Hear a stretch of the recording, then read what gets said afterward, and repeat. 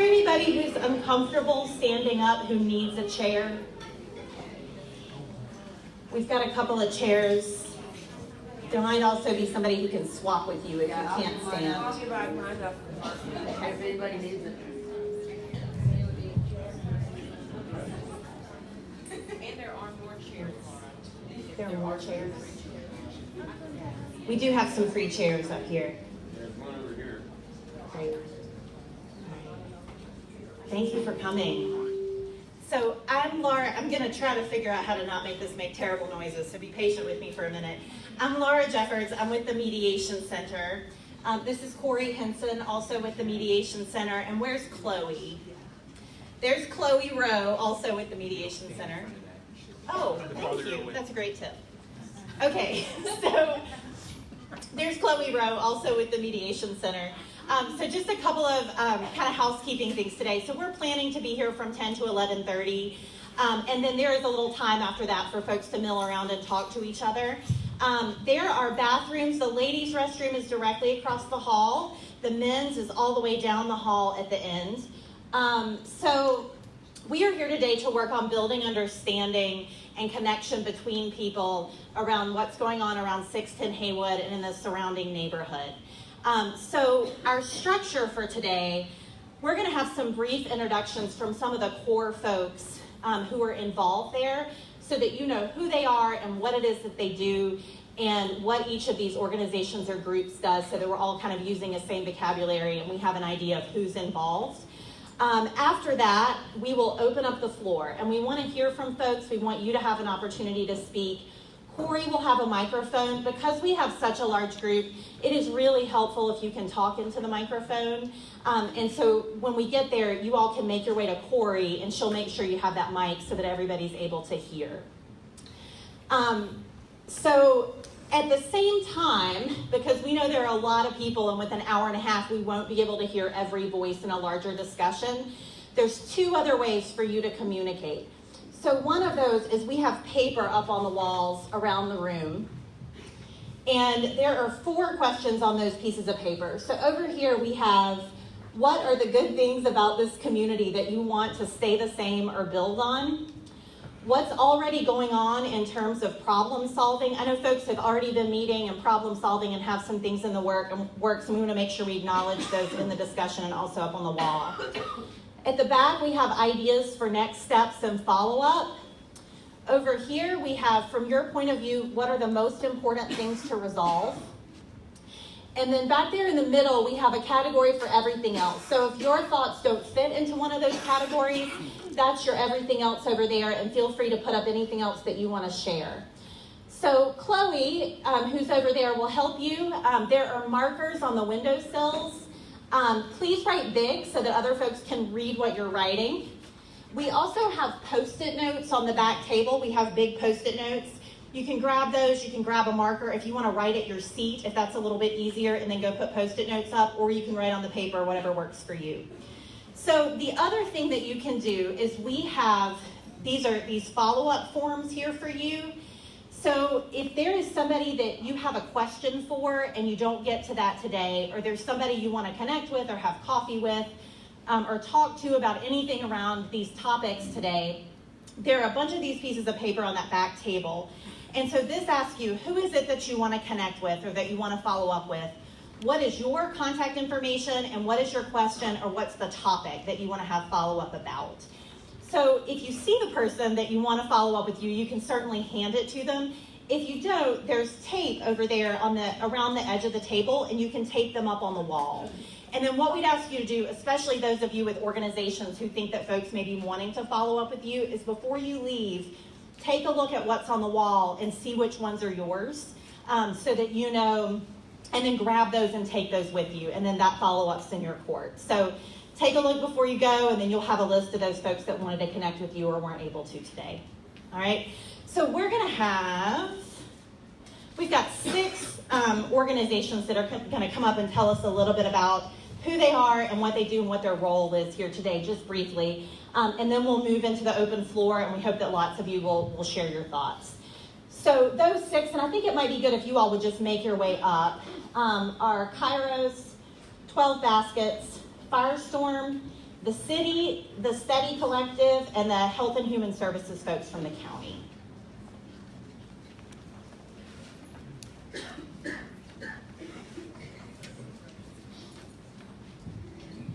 Thank you. Good morning. My name is Will Bryant, and I've been working at Kairos West since January as one of its leaders. Just to let you guys know, Kairos West. Sorry about that. Kairos West is a mission of the Episcopal Church of Western North Carolina and the Cathedral of All Souls in Biltmore Village. One question I frequently get is, what is Kairos? Or people ask, what is a Kairos? And the answer to that question is that Kairos is more than just one thing. I would say that it is not a shelter, but it is many other things. It is a cafe, it is a school, it is a church, it is a support group. So it is many different things. Kairos is a place where anyone in the community can hold a meeting or have a group for free if they meet two criteria. The first of those criteria is that it is commerce free. You can't make money using the space. And the second being that it has to be a positive force in our community. It can't be racist, it can't be homophobic. If it meets those two criteria, anyone in our community can use Kairos West for free. Over 15 to 20 different nonprofits and groups use our space each month to do good in this community. There are trauma support groups, there are brain trauma survivor support groups, Veteran Affairs meets there, Young Democrats, Anarchist Assembly, 12 Baskets. The list goes on and on and on of people doing really excellent work, coming together and building community. And this happens daily. 12 Baskets is just a small fraction of the good that's going on in Kairos West. The rich, the poor, the homed, the homeless, black, white, brown, everyone is welcome at Kairos West and 12 Baskets. I welcome you to come in and have a meal with them. The food is really, really good. And before I finish, I just want to finish with this. It may not look like it, it may not feel like it at times, but the space across the street is holy ground. Lives are changed there. The community that we crave is formed there. Kairos is a mission of the church. I said that at the beginning, and I want to close with that. And as Christians, we are called to walk with each other through bright times and through really dark times. If you've ever been in a really dark time, be it trauma, be it depression, be it a divorce, or whatever it may be, you know that work is messy. That is community. That is messy work. And while it might not be tidy, it is always important. I hope that this meeting inspires you to come in and join us at Kairos West and heed the call to community and walk alongside us in this messy but beautiful work. Thank you. Thank you, Ray.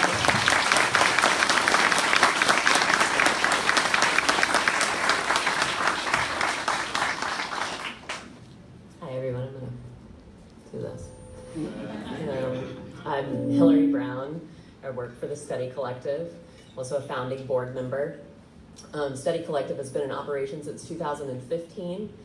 At that time, we were an Any Positive Change support group. When syringe access was legalized in the state of North Carolina, we went into providing syringe access, naloxone distribution, and now we also do fentanyl test strip access for folks who want to test their drugs for the presence of fentanyl.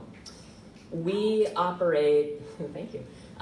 We operate out of Firestorm 2.5 hours a week on Tuesdays, and we've done that for about 2 years now. And that's why we're here today, because of the operation out of Firestorm. We also operate out of Haywood Street Congregation, and we have an office space there. And we operate out of there 2 days a week and have a great relationship with that church. Syringe access is a thing that is not often discussed, and we don't know a lot about it in the South. Since it was only legalized in North Carolina 2 years ago, we do a lot of education about our work. What I will say to you is that syringe access is the most controversial response to the opioid crisis and the overdose crisis, and it's the least funded. But what we do is life-saving, and we know that. This year, thank you.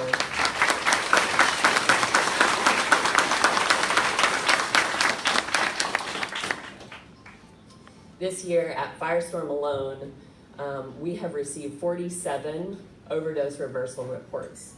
What that means is that people get naloxone kits from us, folks who are using drugs and their family members, and then they come back to us and they say, we've had to use that kit.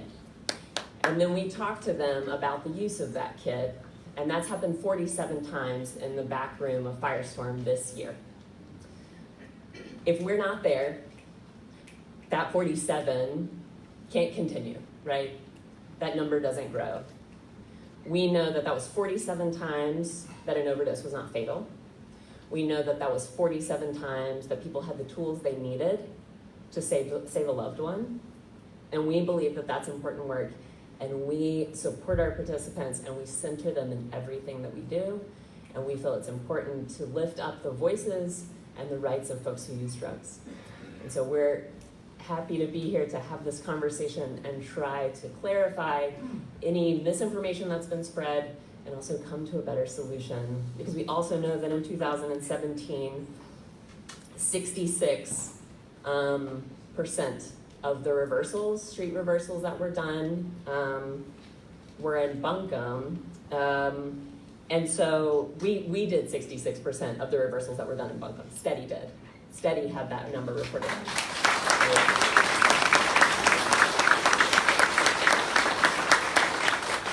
And while we wish overdoses weren't happening, we want to make sure we're there for folks when they do. So thank you, and I look forward to talking with you more.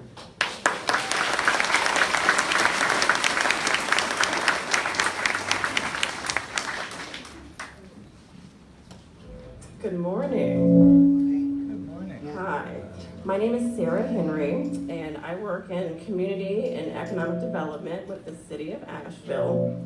In addition to myself, there's a few other city staff here today. We have our public information officer with APD. Some folks from the community asked that we have an APD representative here. So Christina Hollingsy is in the back of the room. We have Jonathan Jones, who's our interim homeless services liaison, and we have Ashley Tram Carson, who is another member of the community of the communication and public engagement team. So a few staff here who are available to answer questions as best as we can. I want to thank the Mediation Center for being here to facilitate this community opportunity today. And I want to thank Trinity for hosting all of us and holding space for this meeting.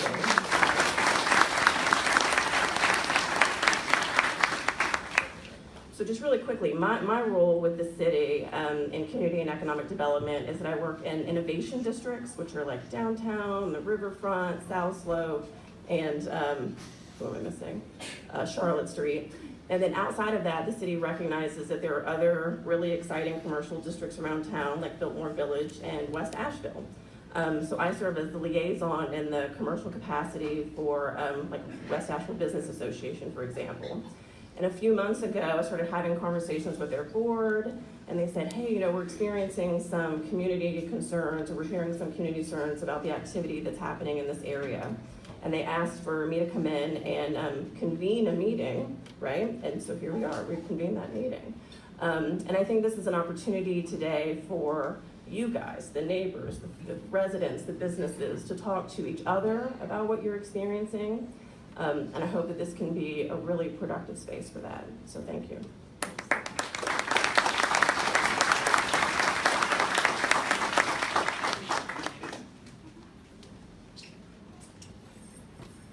Good morning, my name is Jasmine. We are Firestorm. Thank you.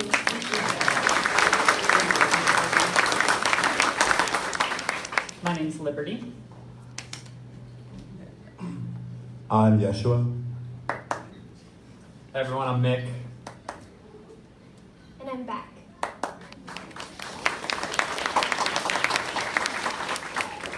Firestorm is a cooperative business that has been working around and in Asheville for 10 years. We've been in West Asheville for 3 years. And we consider ourselves allies to Kairos West, 12 Baskets and Steady Collective.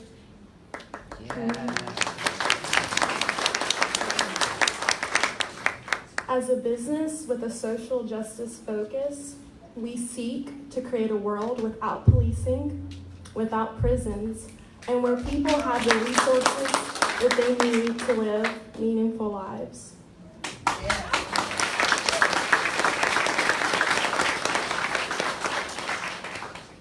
So, as the anarchists, we're of course going to come up here and call some people out.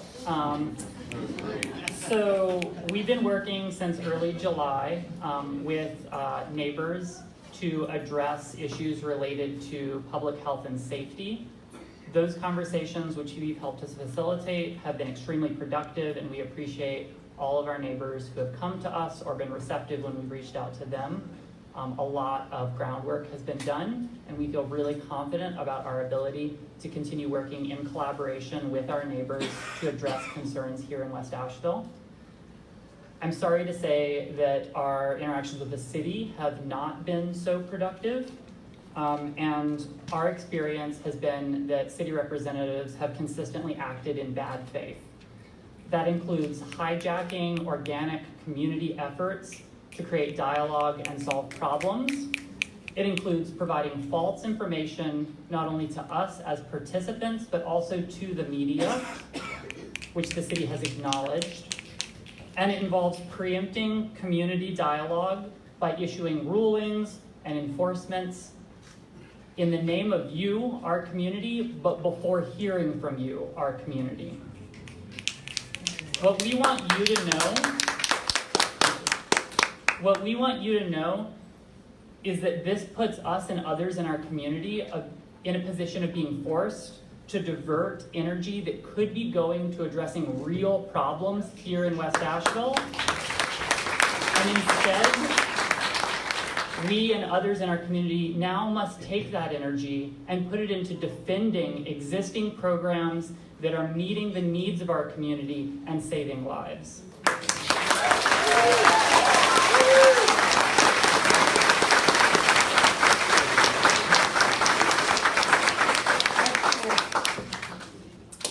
We as Firestore would like you to know that our doors are always open for anyone who wants to come in, communicate, talk, chat, get to know us, join us for lunch down at 12 Baskets. And if you have any questions or concerns, we are very accessible, and we look forward to meeting each and every single one of you guys today. Yeah.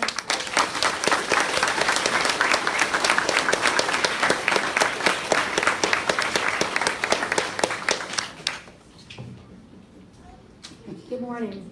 My name is Jane Shepard. I'm the Public Health Director for Buncombe County under Health and Human Services. So, as a public health official, excuse me, my role in the community is to promote the health and wellness of every citizen in our county. Just briefly, today we'll be functioning simply as a public health resource for you all today. So thank you.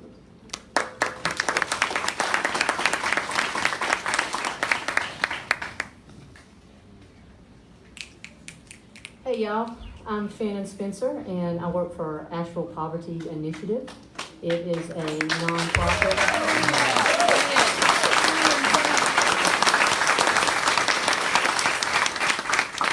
It is a faith-based nonprofit that has as its mission to facilitate and create opportunities for folks from all socioeconomic boundaries to come together and begin to talk.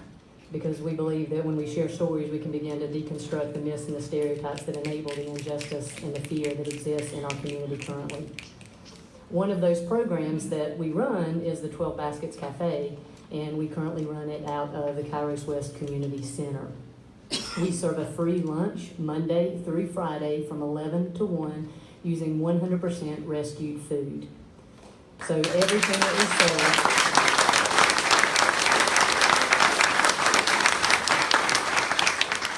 Everything that we serve is rescued, including the coffee. Big shout out to Beanworks down the street And we use that food to invite folks from all walks of life to come together and begin to share stories so that we can peel off the labels that are assigned to us by what we have or by what we lack and begin to recognize one another as neighbor again. That's the power of the cafe. I know that it's because we are serving the food free, it tends to be named or understood as a soup kitchen. That is not our hope. Those ministries, those programs are absolutely important to reach out to those who are physically hungry. But our cafe, while we have the food is a hook to bring everybody in the door, whether you are housed or whether you are houseless, whether you have a job or whether you don't, whether you suffer from a mental illness or whether you believe that you're sane. All of those.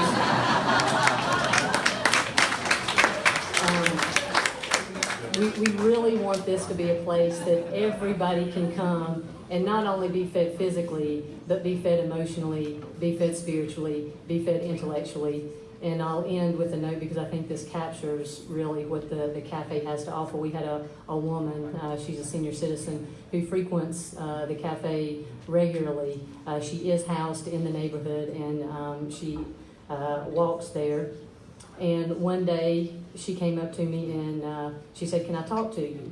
And I was talking to somebody else, and as sometimes we kind of can get overwhelmed, and I was like, yeah, in a minute. And I forgot about her. And as she was leaving a little bit later, she came up to me and she goes, "I really just need a hug from you." And I said, wow, okay. And I hugged her and she started crying and she said, "Although I have a house, I don't have anybody to hug me there. And so I come here to be seen and to be remembered that I have a community." That's what the cafe is.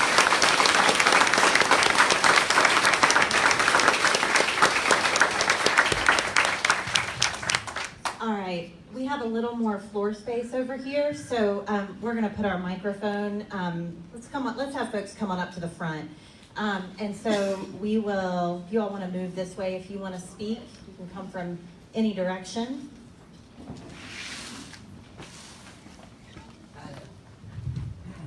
Good morning, everybody. Good morning. For those of you who know me, it's no surprise that I'm standing here. I don't represent Kairos West, 12 Baskets, or Firestorm in any way. I am standing here because Kairos West, I'm sorry, I'm losing my voice. Kairos West, 12 Baskets, and Firestorm have saved my life more times than I can count. I am currently houseless. I am not homeless. My mother is still alive, so as long as she's around, I cannot claim to be homeless. But I am currently houseless. I am not a member of your community. I come up here on the summer times. I am from New Orleans, but I respect this community. I volunteer in this community. I'm an advocate for this community. And I will stand up in defense of this community in any way I can. This place feeds me. It gives me a safe place as a homeless woman to sleep at night where nobody can come and attack me. It gives me a place where the cops cannot come and harass me. It gives me a place where if I need a safe spot to stay, I can run inside their doors as long as they're open. If I need a restroom, which I don't know how much y'all consider that important, but for those of us outside, a restroom is a wonderful thing. A place to clean up is a wonderful thing. A place to sleep at night when you are scared to death is a wonderful thing. And that's really all I have to say. I want to thank 12 Baskets, Kairos West, and Firestorm for all that they provide to this community. I do not wish to disparage the Health and Human Services. I do not wish to disparage the city. But just in defense of us, we have been going around the neighborhood as well, picking up syringes, picking up trash, trying to keep people and the violence out of this area. And for those of you that have actually met me, you will find out that I will do that to the extent of my own life. But I want to thank you for the time to come up here and defend those of us who are outside, because not all of us are horrible people. Some of us just fell through the cracks. And in defense of 12 Baskets, there are children in this community that through the winter, during school years, they have free lunches because their families are not as well off as everybody else. But in the summertime, they don't have that luxury. There are senior citizens in this community that need the supplemental food. And nobody should go hungry. Ever.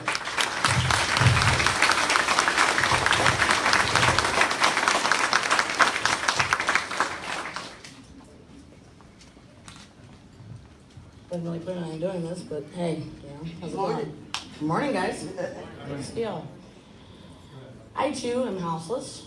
I was actually one of those that had a 3-bedroom, 2-bath in a very, very nice neighborhood called this little place called Decatur, Georgia, right outside of Atlanta.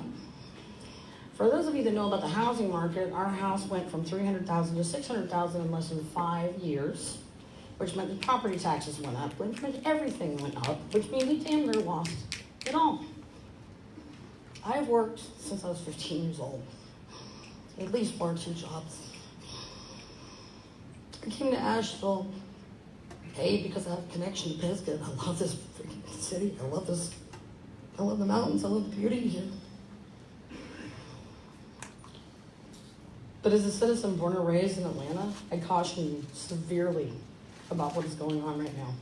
I do.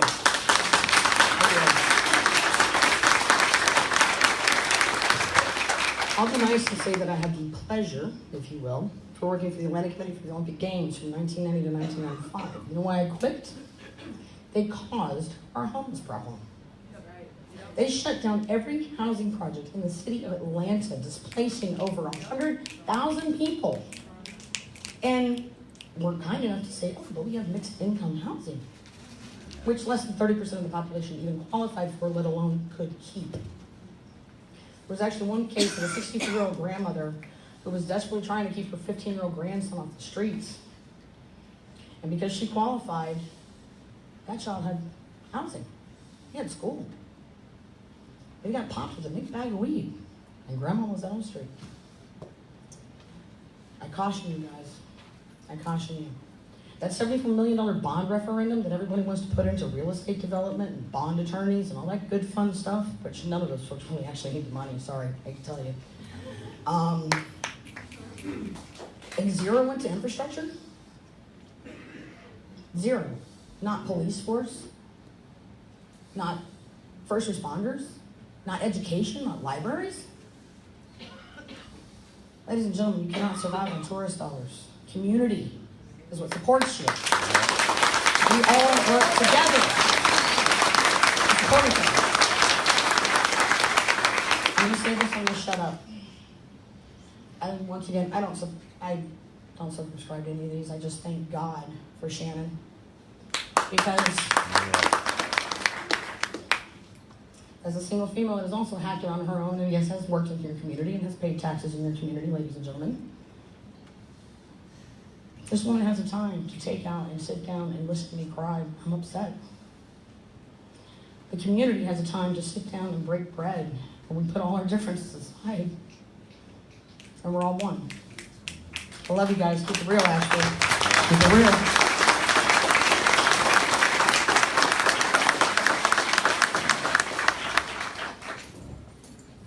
Hello.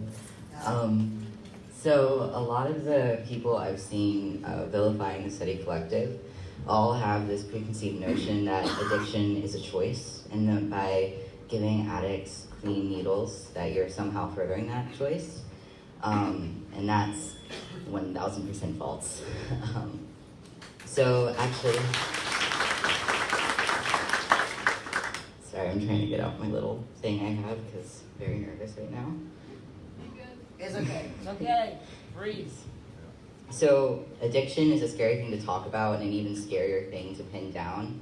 And believe me, I know it's so much easier to just say addiction is a choice because then you're not at fault. If it's their problem, you don't have to have empathy. You don't have to, fight for things like the Study Collective, and nothing can be done about it. But the truth is, people become addicted to things because there's something else in their lives that they can bond to. Like when the Vietnam War happened, what happened is a lot of people were forced out of their homes, forced to, kill people, and a lot of them turned to heroin. And there was a study that followed these people to see if they would keep using when they got back on the streets. But it turns out when people go back to their friends, their families, and their communities, they don't need to use the heroin anymore.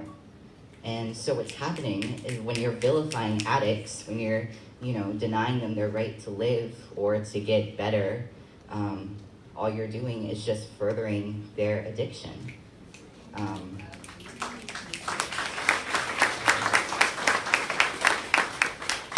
So every single time that we treat addicts as scum, every time you type out a hateful comment on Asheville politics, and believe me, I am there to read them,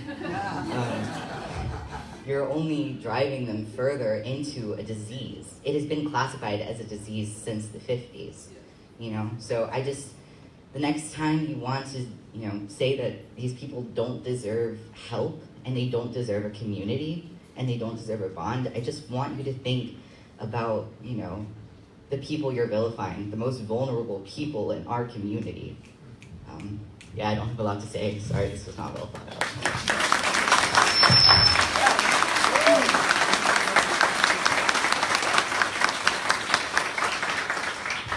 Hi, my name is Pat Ferris. I'm here from Bon Vivant Co. and Dr. Junk and Mr. Fix-It, which is a $500,000 small business in Asheville that does the work of supporting the community. I've seen some of you at your houses doing some jobs around. What I'm here to say is that I'm sitting there doing my work, reading on Sinclair Media that the community of small business owners is concerned about the good work that Firestorm Cafe is doing.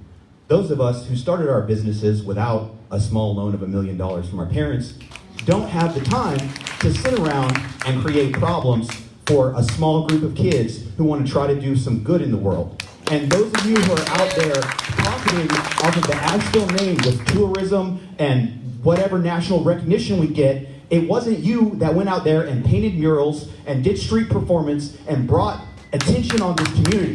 We already have a higher amount of police than similar sized cities. We also have plenty of laws that are disproportionately designed to affect the poor and minorities that you can call the police about any problem that you have. So what we've done here is we've gathered together in a church to decide if we're going to persecute people for existing as poor. Not because they've done any specific crime that we're going to charge them with, just for existing in our town that they built in the first place. Now I'm going to go back to work and get some shit done for y'all.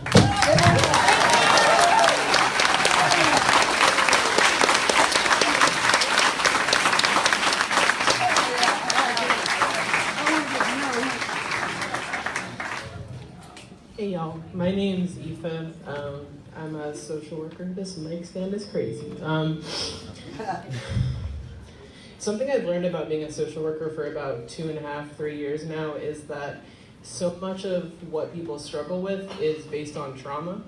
It's based on the trauma of capitalism. It's based on the trauma of hierarchy. It's based on the society where we're forced to choose between our well-being and the well-being of our communities.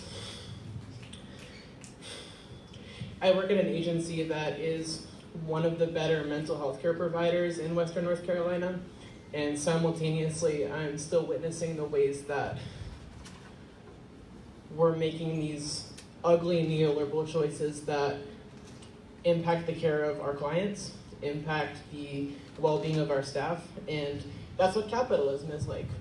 It's this stupid, diluted fantasy that growth is constant, improvement is constant, when resources are dwindling. And why are they dwindling? They're dwindling because fucking capitalists, like the president of our country, like the president of so many companies, are storing that wealth. These capitalists are taking away resources from us, the people. How much were we clapping for the city earlier? How much were we clapping for community organizations? We have popular support for community organizations that are trying to provide human rights without a price, without complicated, convoluted bullshit.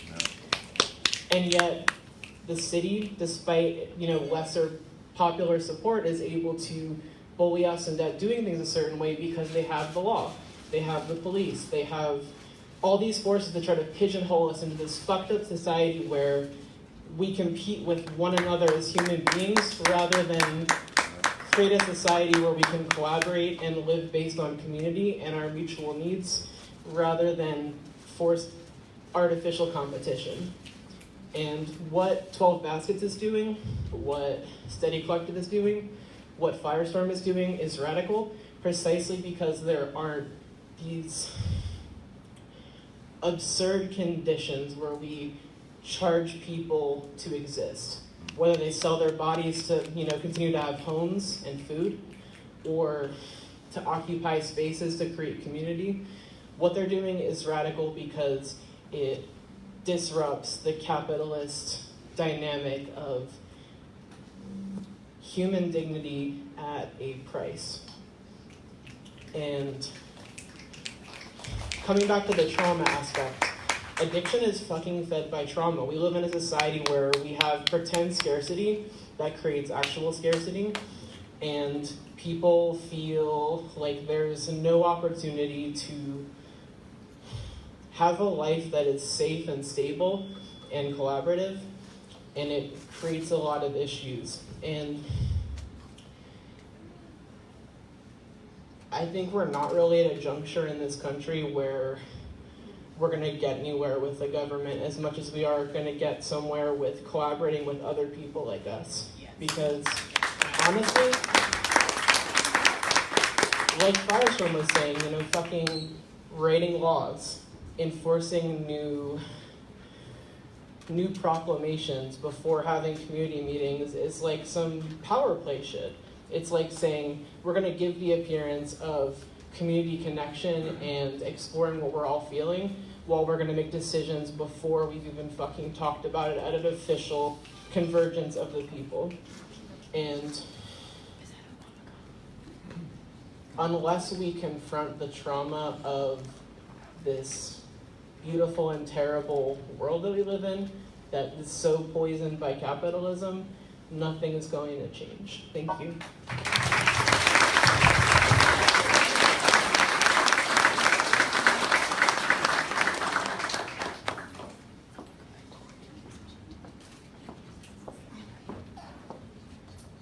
Good day to the good people of Asheville. Good morning. I'm named Valerie Smith Jackson. I'm just another citizen here. I live out in Candler. My experience getting up here into the mountains was traumatic. I had a loved one who was a substance abuse user, and I was his supporter. And I just want you to understand that this concept of us and them is so, okay, let me find another word. What I want you to realize is that us and them, that pendulum swings back and forth often. Sometimes it's done behind masks. We come up here looking like we got all our shit together, and then one day we lose our jobs. Or one day our relatives lose their jobs. And that nice little pretty little home that we have, that we keep that grass nice and well pruned, come to find out we're struggling like hell just to keep our basic necessities afloat. What I am saying to you, those that have the power to keep things going, to support other organizations who have the voice for the people, who have resources or are collaborating with other agencies to keep food on the table for the us and the thems, when you never know when you may be that us or that them. Just ponder the concept that you would like to know. There are agencies that got your back when you don't have yours. Okay? Imagine that.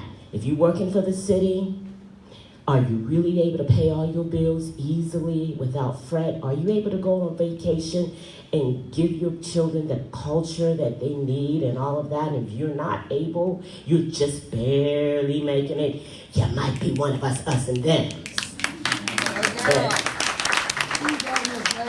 So what I want you to keep in mind, that when you're on one side of that pendulum, where it's just them over there that's suffering, it's not me. I don't have a drug addiction. I don't have a homeless issue. I don't have la la la la la la la.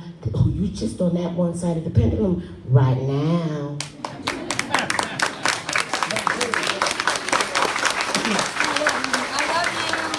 Love you too. We are here together to support the decisions that you will make to support people that support people, to support businesses that support businesses that support people. Keep us all here living a life like we should. And remember, a lot of this us and them swimming back and forth, this is transition. Okay? Transition through drug addiction. Transition through mental health issues. Transitioning through deciding who I am as a person, gender-wise. We're in transition. Okay? Yeah. So give us all a chance. Give yourself a chance, because you'll never know if you're part of that us or them. Good day, and make decisions based on that. Yes, ma'am.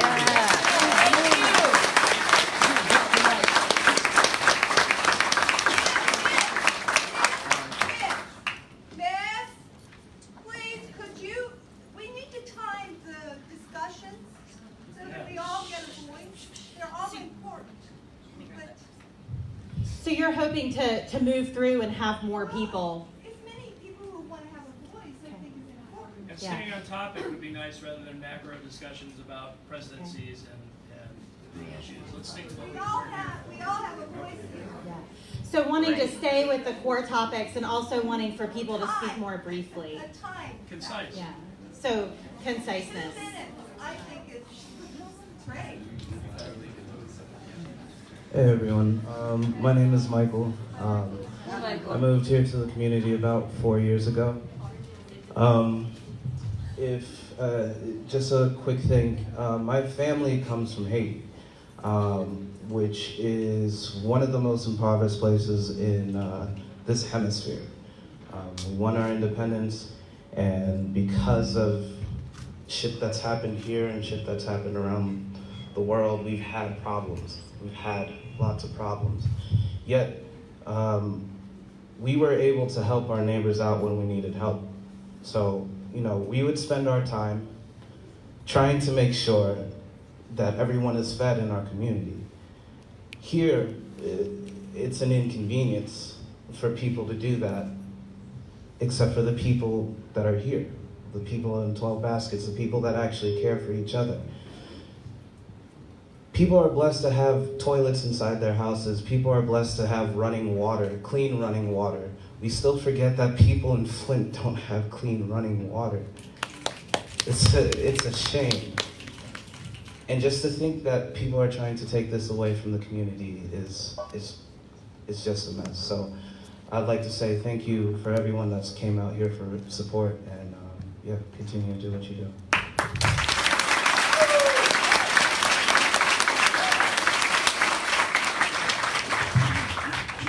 Hi everyone, my name is Casey, and I have the extreme good fortune to be able to say that I own a business downtown and I own a home in this neighborhood.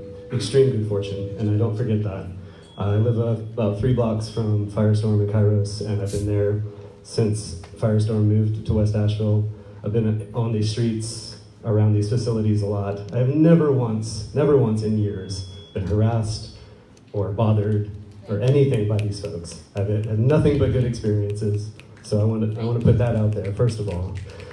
I find it appalling that the city has made it a priority. Of all the things that the city needs to be working on, the city has made it a priority to try to shut down a facility that feeds people, that provides healthcare, mental health support, and so many other resources. Like, there's a lot of things the city needs to be working on. They choose their priorities. They made this a priority when there are like hundreds of illegal whole home Airbnbs in the same neighborhood displacing people. They're still operating. You can go online on Airbnb and find where, see these facilities. These houses, they're all over the place. They've displaced people that live here. They've displaced renters. They're feeding this problem. That's something the city could be working on. Where's the task force for that? Why are we here talking about this right now? Like, this should not be a priority for the city. This is ridiculous. Thank you.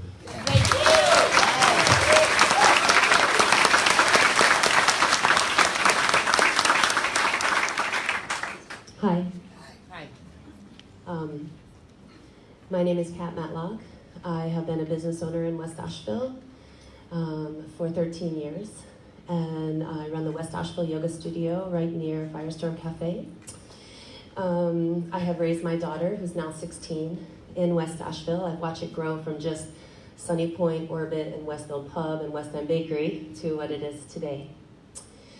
I feel a little shaky being up here as a business owner because exactly what you were saying, the us and them. I feel like I'm being put on the them side. My business started in 2006 with we were the first sliding scale affordable yoga studio in Asheville. I was also the first certified living wage yoga studio in Asheville. I do a lot in the community. We stuff backpacks for the homeless community. I have been offering, and we're beginning another program again for running free yoga for people in recovery because we're deeply concerned about the opiate situation. It's the #1 killer of people under 50 in our country. Opiate addiction, #1 killer. It's a big deal. And I have concerns as a business owner. I have had many conversations with Shannon and people at 12 Baskets about issues of parking and garbage and some of my students not feeling as safe as they used to going in and out because it's become a place to hang out all hours of the night, all hours of the day. Nobody's saying that it's not a good idea to feed people. That's an us and them kind of a conversation that we're not saying. We're not saying it's not a good idea to provide clean syringes. We do believe in that. It's a very progressive community, and the business owners tend to be very progressive, and we have worked really hard to build our businesses from nothing. I didn't get $1 million. I took out a loan, and I worked 50 and 60 hours a week to build my business, and to do it in a way that supported my community and the people who lived for me at the same time. I also just rented the space above Shaolin Kung Fu and started a clinic where I work with people in pain, partly, and we'll be offering low-cost clinics to the community for people in pain to help them avoid getting addicted to painkillers. And I have concerns as a business owner and a mother.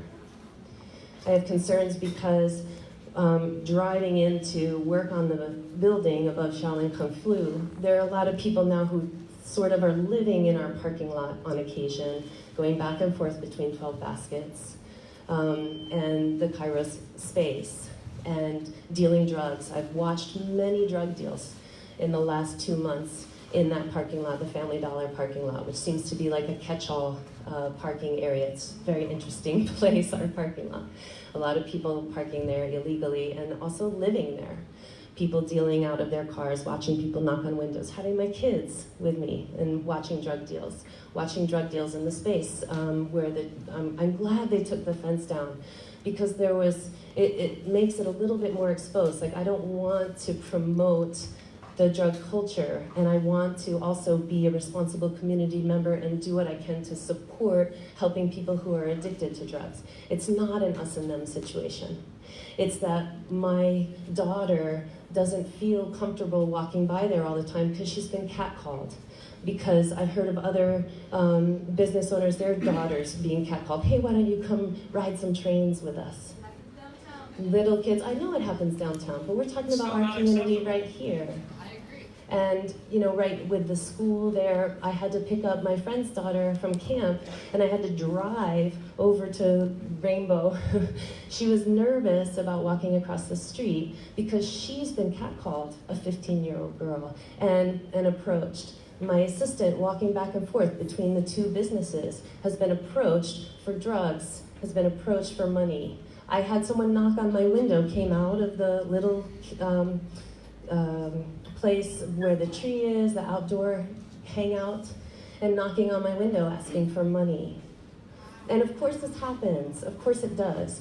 I've seen a significant increase in trash and litter in both parking areas. These are my concerns. My concerns are about the safety of the children. Like, what I want to see is perhaps there's some organization around, more clear organization around cleaning up. I'm glad to hear that you're picking up trash because it's gotten really out of hand in West Asheville for a lot of reasons.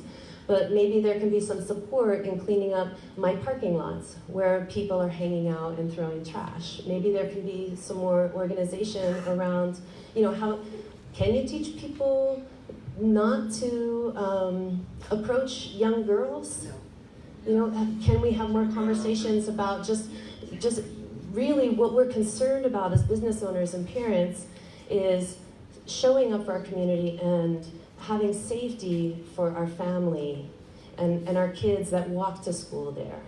And we want to see people fed, and we also want to feel safe in our community.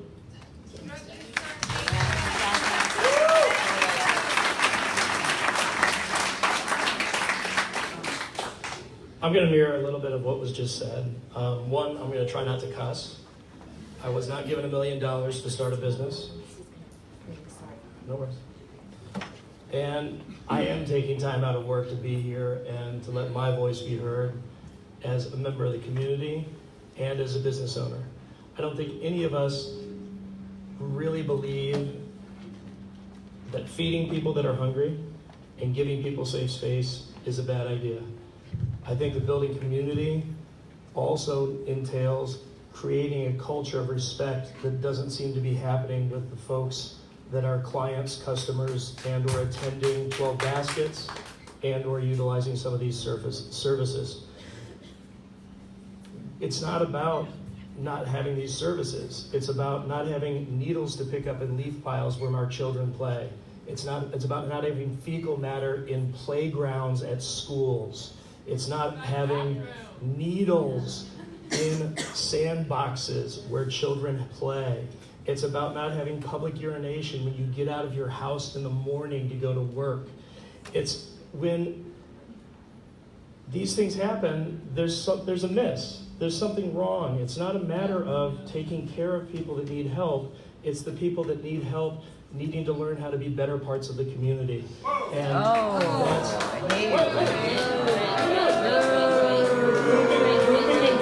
pooping in schools is acceptable?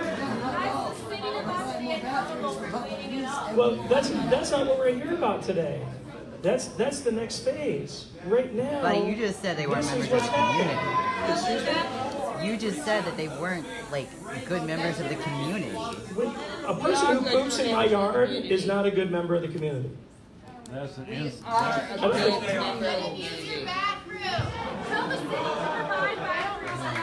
When you close your doors, why don't you open your doors 24/7 and allow them to use your bathroom? Why doesn't the city? I'm sorry. You know what? Squatting on property is a shelter, and you're giving shelter and food, but you're not providing a complete space. And you were in the meeting with us when the city said they had resources. Sarah said that. So ask the city to provide bathrooms for these people who do not have bathrooms.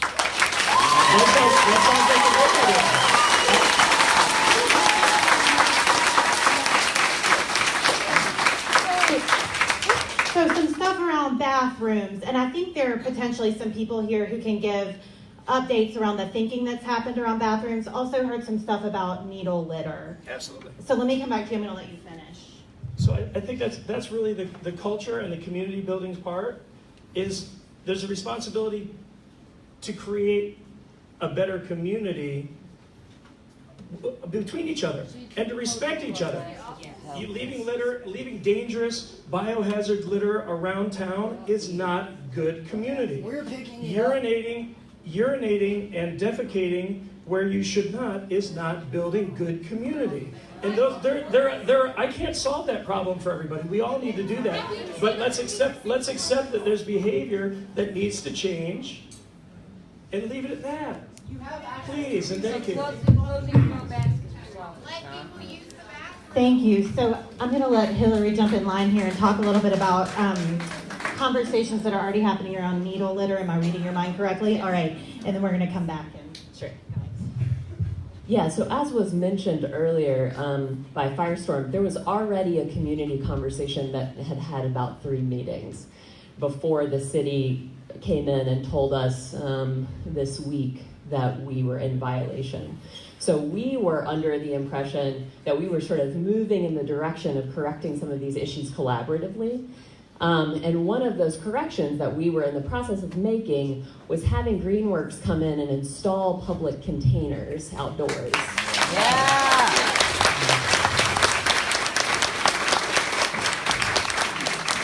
And those containers, if you'd like to see an example, already exist in town. There's one at Haywood Street Congregation in their garden, and there's another at A Hope in their space. So those, Fire department. oh, okay, great, at the fire department as well. So you can see examples of those, and there was discussion about installing one of those in the garden so people would have round-the-clock access to appropriate disposal. There are also containers inside Kairos West and inside Firestorm. Those are all provided by Study Collective. We also pick those up. We offered the community in the initial meeting that we would be happy to train volunteers to come to West Asheville and pick up syringes, because we do train people to do that.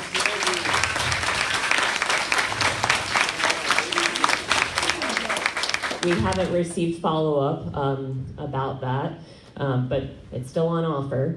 There was some conversation initially that it was confusing that Steady Collective could not control the needle litter, but the other syringe exchange in town could, right? So there's another syringe exchange that is across town in Oakley.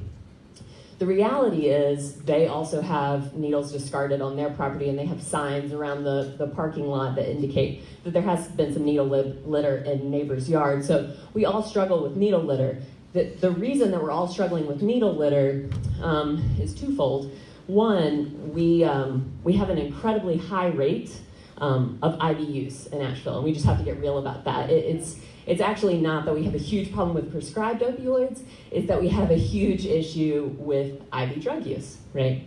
So we have to just face that and be real about that and talk about how we're gonna move forward. And we can deal with appropriate disposal, and that can happen, and I feel like we're making moves in that direction now.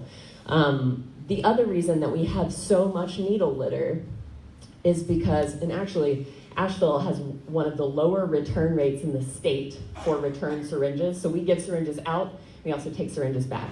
We don't have a great return rate in Asheville and Buncombe County because APD continues to pick people up for possession of syringes.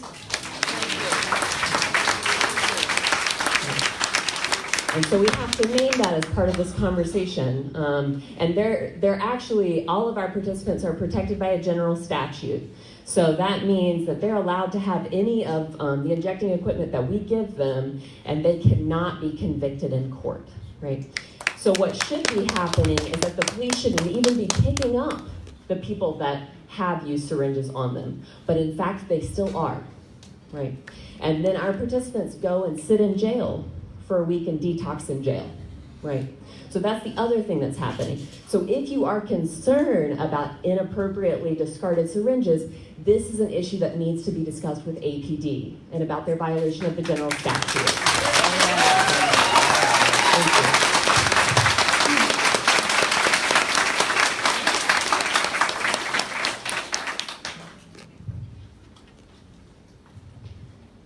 Hey, I'm Kat. I am a registered nurse at Mission Hospital. I am board president of Steady Collective, the needle exchange in question here, and I'm also on the IV drug abuse core council at Mission Hospital, looking at IV drug abuse in our community and how we are going to address that as a hospital, because we have an IV drug abuse and opioid crisis in our hospital as well, not just in our community. And so as a medical professional and as somebody deeply concerned with harm reduction, I can say that my focus is on evidence-based research. And evidence-based research shows that accessibility saves lives. I hear business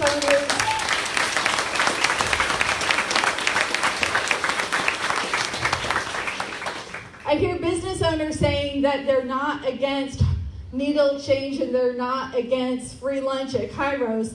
I imagine the subtext of that is you don't want it in your neighborhood. Well, your neighborhood is where it is needed, and the fact that it's happening in your neighborhood is saving lives, not only with needles, not only with Narcan, which reverses opioid overdoses, but also with food, which is, what are we going to do if we cannot feed our hungry people? And if we're disturbed about needles, we're going to be a lot more disturbed when we start having bodies in our parking lots, because this is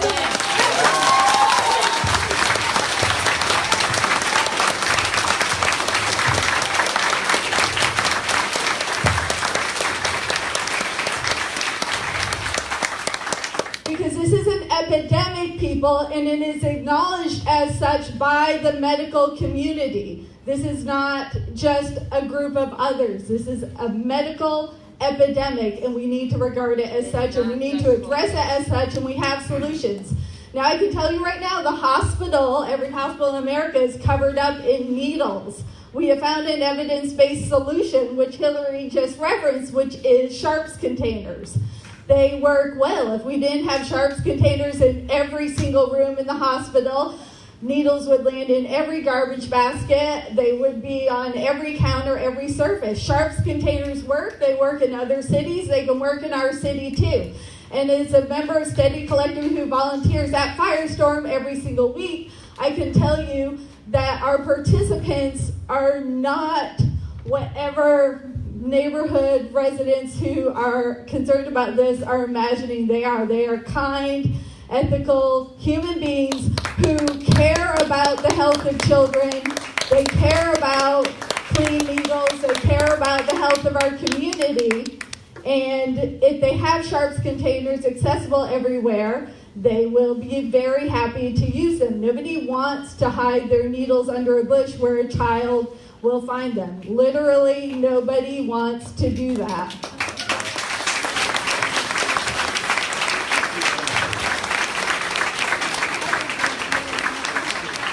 Thank you.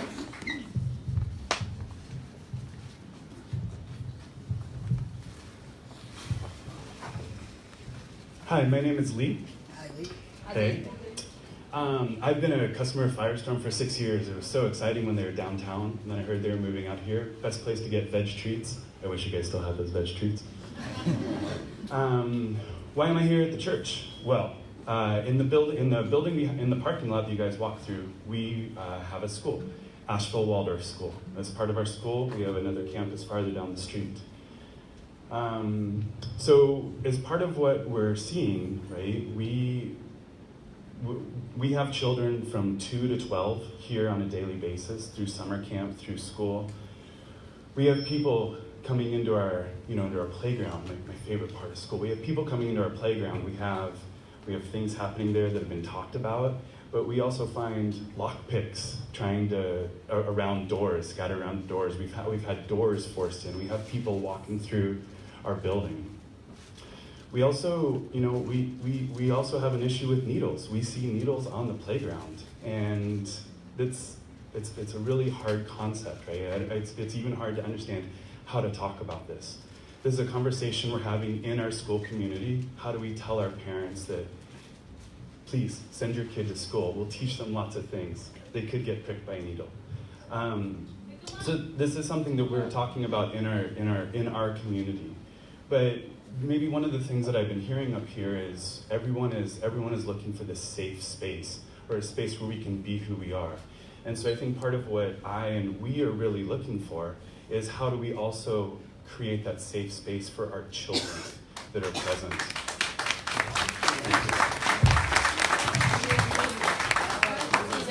Exactly. Yeah. And so, part of what we would like to do is just make sure that, everyone has the ability to be who they want, but also that we can make sure that we are kind of raising that ability as well for everyone coming up. How do you feel about putting a sharp container on your property?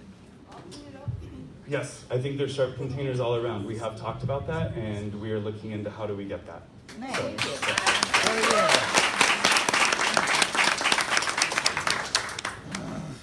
name is Kat.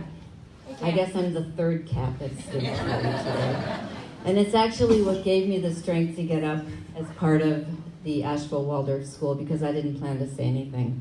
I actually had to leave to make another meeting, but I couldn't leave without saying what I'm going to say. There's not anybody that's spoken here representing any of these organizations that people in the community are having problems with that haven't just brought so much emotion to me and so much gladness that you all stood up incredibly articulately expressing what you're longing for. And then we heard from a gentleman who was upset about the urine and the feces and the needles, and suddenly we became a divisive community here. And then I just felt heartbroken. because that's not why we came here. Yeah.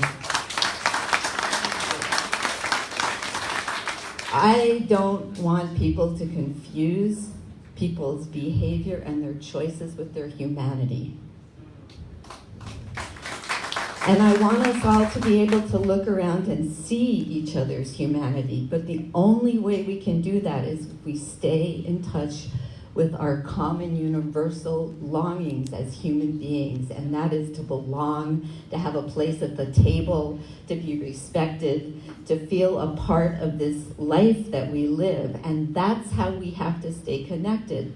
So that man who expressed sort of tragically that he was upset about the urine and the feces, what is he longing for? He's like respect and safety, the same thing that y'all are standing up here saying. So, yeah.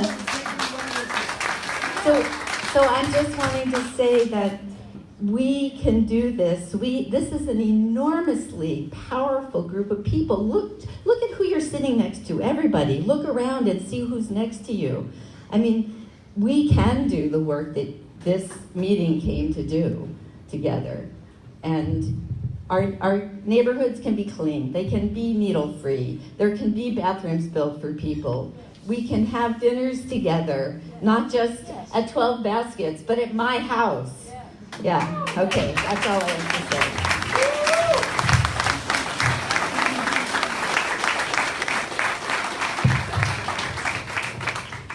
I'm Sharon Price.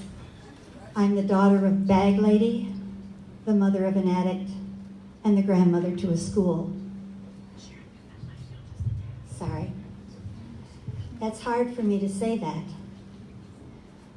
But I'm part of a school whose mission statement says that we are about protecting childhood and that we nurture compassion in our children so that they will reach out to humanity and the world. That is what this school of 150 children presently is about. And we are here because we are worried about our children and about their families and about the needles and the feces and the urine on the maypole that should just go up in celebration. And our children who have walked the streets here, who have sung at Christmas time, who will go and serve in a restaurant. We want to reach out to our community. We are part of this community. Many of our children are from this community. We want to work with you, but we want to remember that not only that old lady who needed a hug, our children need a safe hug. Thank you.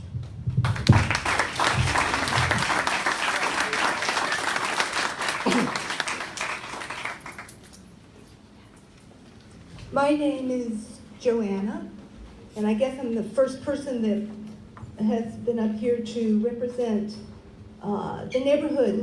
I live here. I actually moved here in '89 when West Asheville was still Worst Asheville.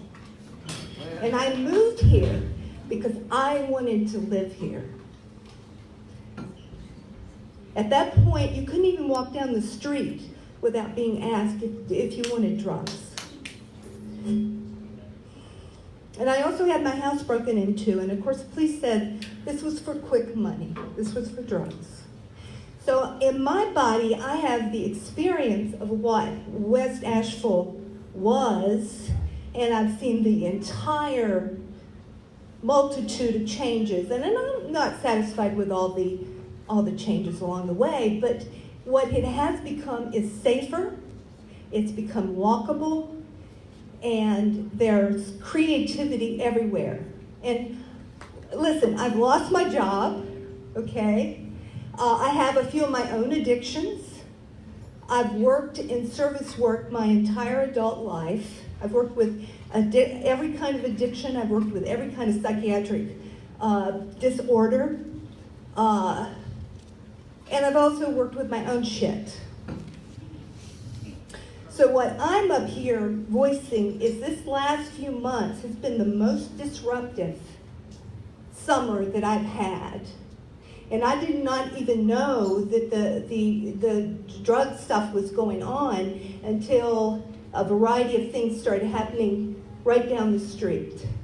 And one is I had my cat come in who had ingested something and was foaming at the mouth and needed to be in urgent care all night. And then I have had my driveway blocked 3 times after we've asked them to not park there. I had a homeless man who apparently his car broke down within 50 yards of my house and stayed there at least 2.5 weeks. He never talked to me, never shared, look, I've got to stay here in my car. He trashed his car at different times. He brought other people down. One of those people actually walked in my neighbor's backyard. I mean, it was just like constantly looking what's going on, what's happening. So, I'm no different from any of you here. Not any of you. I just want to feel safe.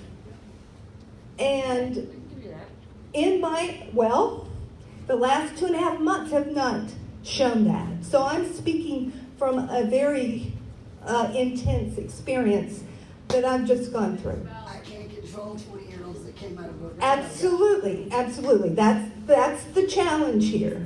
But this is my home. I live right down the street. We all live here. Drug users are not dangerous. Didn't you want a 2-minute limit? Thank you.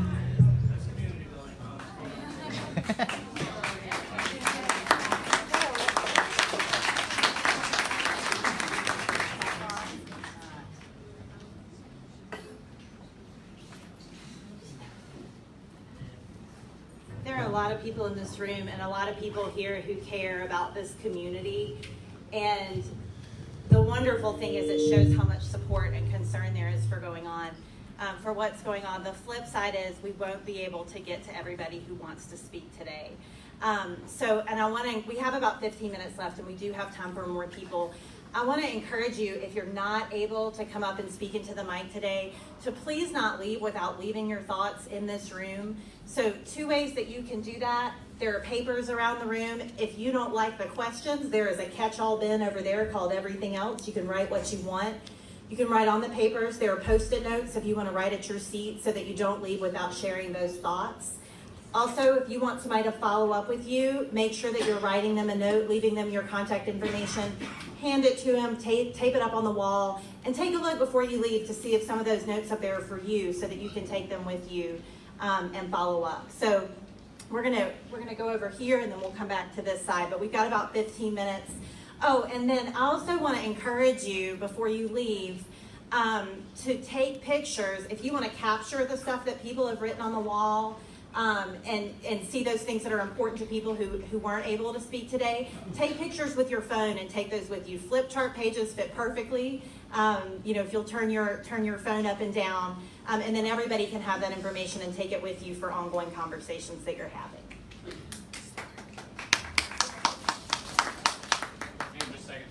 Just a second. Yeah. Oh. Are we having battery issues? I don't know. You're safe. Do you want to speak into this one? My name's Matilda. I live over on Florida Place. I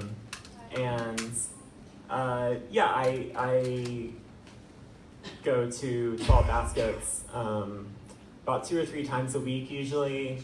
It saves me between $40 and $80 a month. My grocery budget is about $100.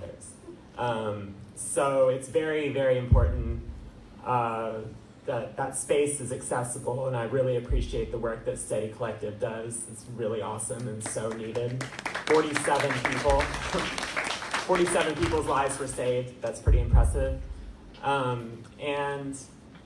Firestorm, been going there for years. Love the space. It's wonderful.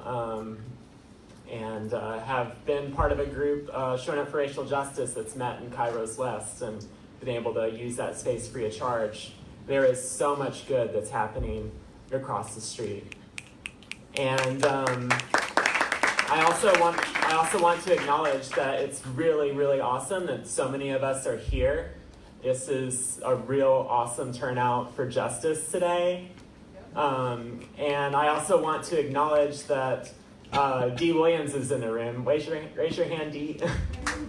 So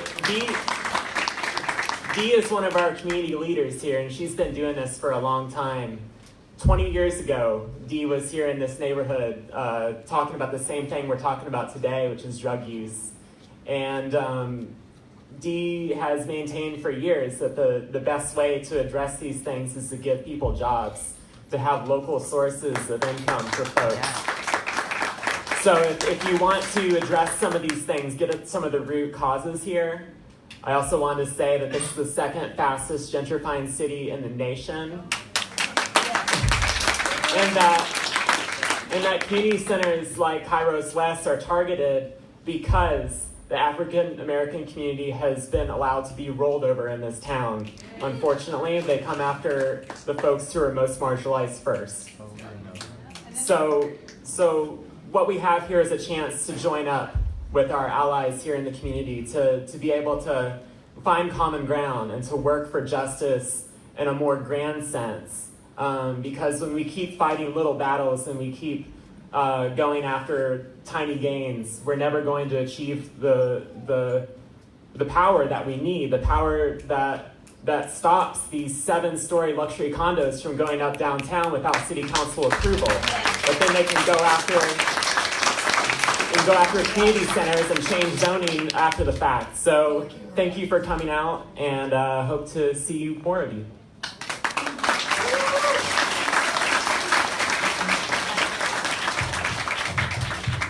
Hi, I'm Alan Ditmore. I'd like to start to say this is an exercise in the most vile bigotry. That homeless people and needle droppers may overlap, but they are far from the same thing. Yes. Thank you. You can't blame a homeless shelter for needles or for any behavior associated with drug abuse. Not only that, but most people who are both homeless drug abusers were homeless first. The homelessness caused the drug abuse, not vice versa, in most cases. I would have talked to my allies a little on this, is that don't pick up needles. If you pick up needles, they'll raise the rents. This city needs some white flight.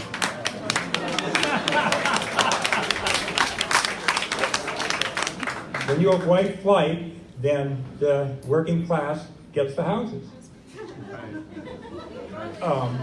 We're fighting over houses, we're not fighting over community. And there's a limited number, thanks to the city zoning, that is also zoning homeless shelters. Which not only is a crime against humanity, it's also a crime against property rights and is unconstitutional. See by the Euclid decision of 1926. Out in Leicester, they have a no zoning movement, and of course, without zoning, as they're demanding out in Leicester, as many conservatives are demanding, the landowner can put a homeless shelter anywhere they want. It's a basic property right and a basic human right. The complete vile nature, I just can't describe how vile the NIMBYs are of Asheville. The NIMBY voting majority of Asheville, needs to be chased out by 1,000,000 needles or worse.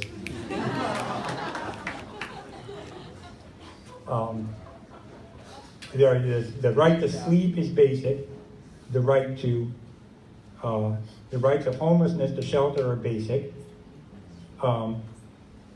They are not, at least the childless homeless, the responsibility for child safety lies with parents. Some homeless people, and also me, are not parents. I've had a vasectomy for 25 years. Child safety is not my responsibility, and neither is it theirs. You keep child safety on the part of the most vulnerable, disabled people in the city when you know, when you're the ones who voluntarily produce the children who need the safety. Okay, wrap it up. Wrap it up. Wrap it up. Oh. Wrap it up, because other people want to talk. Other people need to talk. Wrap it up. Yeah. You're going off Okay, it's a crime against humanity. The people responsible should be lined up against the wall.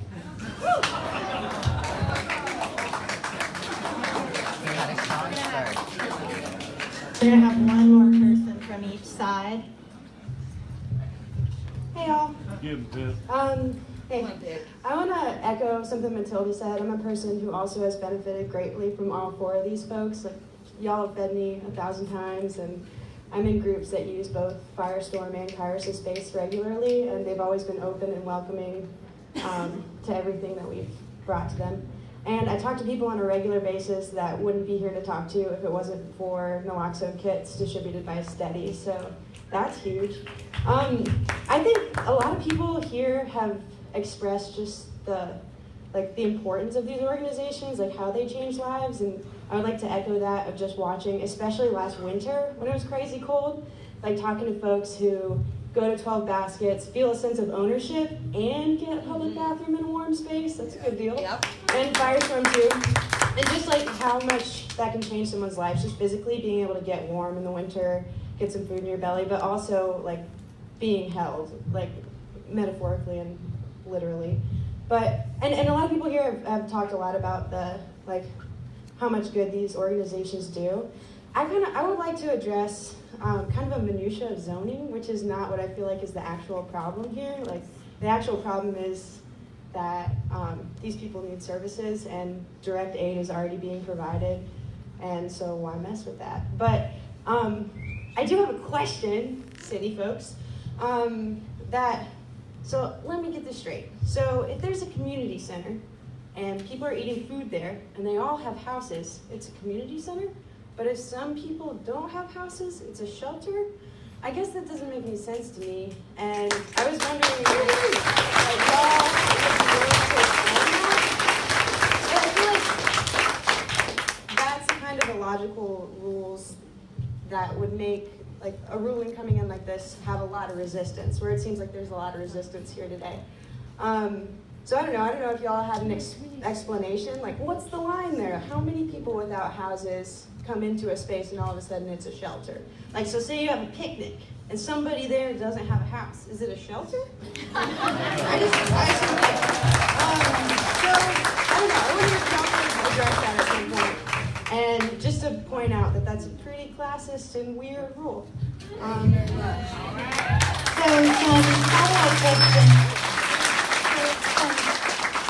Some follow-up questions for the city about the interpretation of zoning and the processes around zoning. So I think somebody's writing down those follow-up items for the city. So you are going to be the last. Wow, me?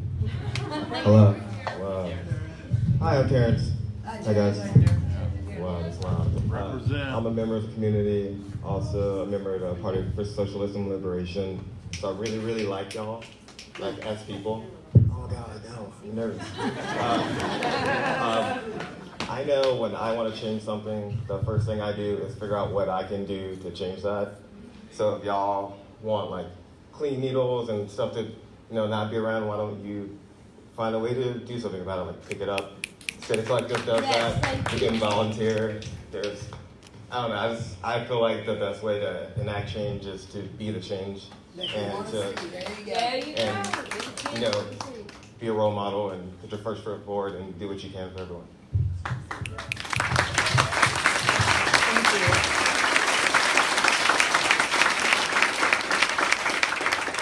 Thank you to everybody who spoke today. Thank you for your patience, everybody who didn't get to speak. And again, please don't leave without leaving your thoughts here on the wall, by telling somebody else what it is that you came here today to say or express, or by asking somebody to follow up with you. Thank you again for coming.